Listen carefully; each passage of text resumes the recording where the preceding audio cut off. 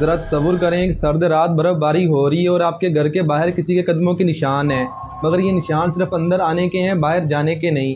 कोई आपके घर में दाखिल तो हुआ मगर गया नहीं। और सबसे डराने वाली बात, आपको तो पता भी नहीं चला।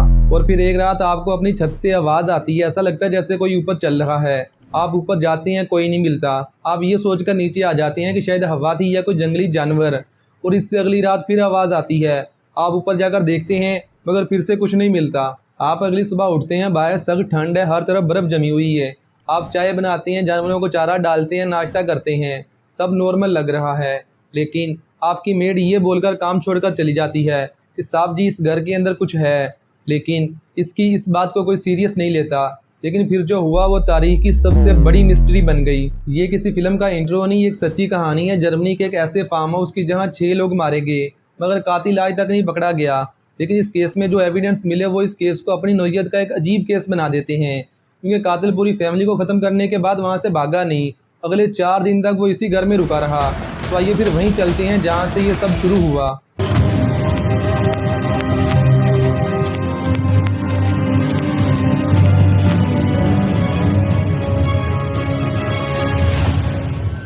साल 1922 की बात है, पहली जंग अजीम ख़त्म हो चुकी थी मगर जर्मनी अभी भी अपनी तबाही के जख्म चाट रहा था। जर्मनी की सबसे बड़ी स्टेट बावीरिया, जहां सरसब्ज़ जंगल, ठंडी हवाएं और दूर दूर तक फैले हुए खेत। इन्हीं खेतों के बीच शहर से मीलों दूर एक फार्म हाउस था, हंटर काइफेक। ये नाम सुनते ही आज भी जर्मनी के लोगों की दिल की धड़कन तेज़ हो जाती है। उस दौर में ये जगह इतनी अलग थलग थी कि सबसे करीबी गाँव वाइडहोफन भी इनसे काफ़ी दूर था। न पड़ोसी, न आते जाते लोग, बस एक किसान फैमिली, जानवर और चारों तरफ खामोशी। ऐसी खामोशी जो अक्सर किसी बड़े तूफान से पहले आती है। इस फार्म हाउस पर ग्रोबर फैमिली रहती थी। अंडरयास ग्रोबर घर का सरबराह 63 साल का सख्त मिजाज किसान, जिसे गांव में कोई खास पसंद नहीं करता था। इसकी बीवी कंजीलिया 72 साल की एक खामोश औरत, जिसने अपनी पूरी ज़िंदगी अपने शोहर के साए में गुजार दी थी।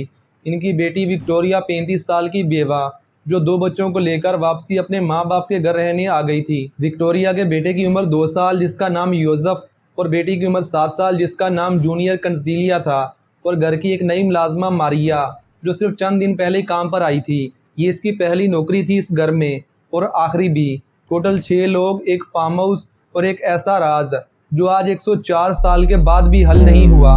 कत्ल से कुछ दिन पहले अंडरयास ने गाँव वालों को कुछ अजीब बातें बताई थी, जिन पर उस वक्त किसी ने कोई खास तवज्जो नहीं दी, मगर बाद में यही बातें इस केस की सबसे बड़ी पहेली बन गई। अंडरयास ने बताया कि घर के करीब बर्फ पर कदमों के निशान हैं जो जंगल की तरफ से आते हैं, मगर वापसी जाने के निशान नहीं है। कोई आया तो था मगर वापसी नहीं गया। इसने ये भी बताया कि घर की अटारी यानी ऊपर वाले बंद हिस्से से पिछले कुछ दिनों से आवाज़ें आ रही हैं।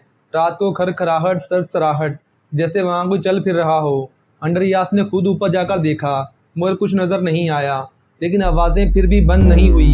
तो सबसे अजीब बात, पिछली मुलाजमा ने कुछ हफ्ते पहले काम छोड़ दिया था। इसने साफ कहा था, इस घर में कोई ठीक नहीं है, मुझे यहाँ डर लगता है, अटारी से आवाज़ें आती हैं, ऐसा लगता है जैसे यहाँ कोई मौजूद है। लेकिन उस वक्त इसकी बात को किसी ने सीरियस नहीं लिया। घर छोड़ना तो बहुत दूर की बात, इन्होंने तो पुलिस कंप्लेंट भी नहीं की, जो शायद इनकी ज़िंदगी की सबसे बड़ी गलती थी। 31 मार्च 1922 फ्राइडे की रात, ये वो रात थी जब इनकी नई मुलाजमा मारिया ने पहली बार इस घर में कदम रखा था। इसकी बहन इसे छोड़कर गई थी। वो आखिरी इंसान थी जिसने सबको जिंदा देखा था। रात को घर में खाना बना, सबने खाया, बच्चे और बड़े सभी सो गए। इन्वेस्टिगेशन रिपोर्ट्स के मुताबिक कातिल ने सबसे पहले अंडरयास को बाड़े की तरफ बुलाया। शायद कोई आवाज़ आई, शायद जानवरों में कुछ हलचल हुई। अंडरयास अकेला ही गया और इस कातिल का शिकार बन गया। इसकी आवाज़ सुनकर इसकी बीवी कंजीलिया आई, मारी गई। बेटी विक्टोरिया आई, मारी गई। और फिर जूनियर कंजीलिया 7 साल की छोटी बच्ची भी बाहर आई, शायद अपनी मां को ढूंढने। इस कातिल ने इस छोटी सी बच्ची को भी नहीं छोड़ा। इसने चारों लाशों को बाड़े में एक के ऊपर एक रखकर तिनकों से डांप दिया। फिर कातिल घर के अंदर दाखिल हुआ। मुलाजमा मारिया अपने बिस्तर पर सोई हुई थी, इसने उसे भी मार दिया। और 2 साल का छोटा योज़फ, वो भी अपने बिस्तर में सोया हुआ था। इस कातिल ने 2 साल के छोटे बच्चे को भी नहीं छोड़ा। इस कातिल का हथियार एक भारी मिटोक था, कुदाल जैसा जरी औजार, जो बाद में अटारी में खून आलूद मिला। पोस्टमार्टम रिपोर्ट में बताया गया कि बूढ़ी कंजीलिया के सर पर 7 बार वार किया गया था। इसकी बेटी विक्टोरिया के सर पर 9 सितारे नुमा जख्म थे। ये महज कत्ल नहीं था, इसमें गुस्सा था, नफरत थी, कोई पुराना हिसाब था। 6 लोग बगैर किसी शोर के, बगैर किसी लड़ाई के खामोशी से खत्म हो गए। अब आता है इस कहानी का वो हिस्सा जो इस केस को दुनिया के सबसे डरावने जराइम में शुमार करवाता है। कत्ल के बाद कातिल वहां से भागा नहीं। इसने फार्म के जानवरों को अगले दिन चारा डाला, घर के चूल्हे में आग जलाई, खाना बनाया। पड़ोसियों को दूर से धुआं नजर आता रहा। इन्हें लगा सब ठीक है। कातिल ने 3 से 4 दिन इस घर में गुजारे, 6 लाशों के साथ, बिल्कुल आम जिंदगी की तरह। सुबह उठता, जानवरों को चारा डालता, खाना बनाता, रात को वहीं सो जाता। घर की दीवार पर लगे कैलेंडर की तारीख भी पलटी। वो कोई आम कातिल नहीं था जो डर के वहां से भाग गया हो। ये कोई ऐसा था जिसे ना डर था, ना जल्दी, ना पशेमानी। कोई ऐसा जो इस घर को अपना घर समझता था। तकरीबन 4 दिन के बाद गांव वालों को शक हुआ कि कोई घर से बाहर नहीं निकला, कोई बाजार नहीं आया, छोटी कंजीलिया स्कूल भी नहीं गई। एक पड़ोसी लॉरेंस शिलेटन 2 और लोगों को साथ लिए इस फार्म की तरफ चल पड़ा।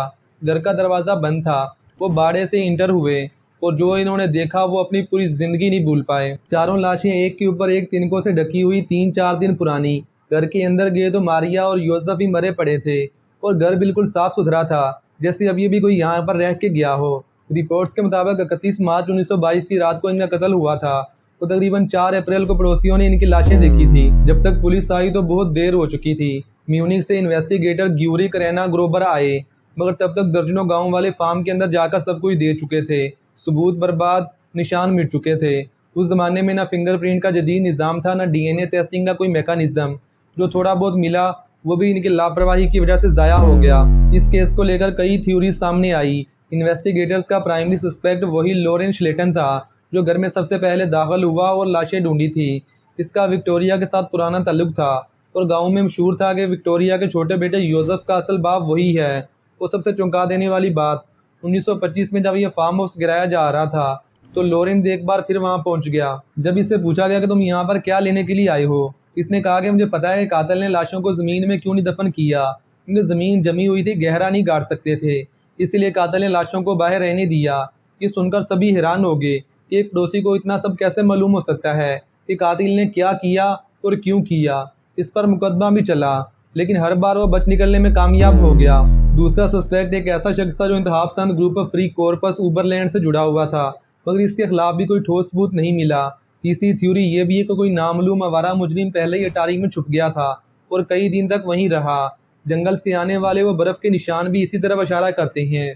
दूसरी जंगी अजीम में केस की फाइल तबाह हो गई और ये केस हमेशा के लिए एक मिस्ट्री बन गया। 1955 में पुलिस ने बाकायदा तौर पर इस केस को बंद कर दिया। कोई मुजरिम नहीं, कोई सजा नहीं। और फिर 2007 में जर्मन पुलिस ने जदीद तरीकों से दोबारा इस केस का जायजा लिया। नतीजा वही 0। फार्म गिरा दिया गया।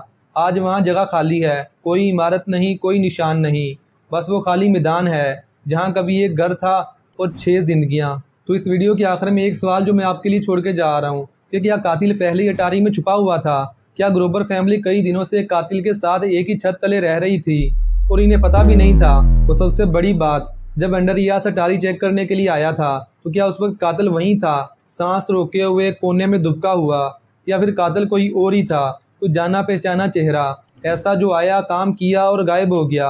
आपको क्या लगता है? कमेंट सेक्शन में ज़रूर बताइएगा। अल्लाह हाफिज़।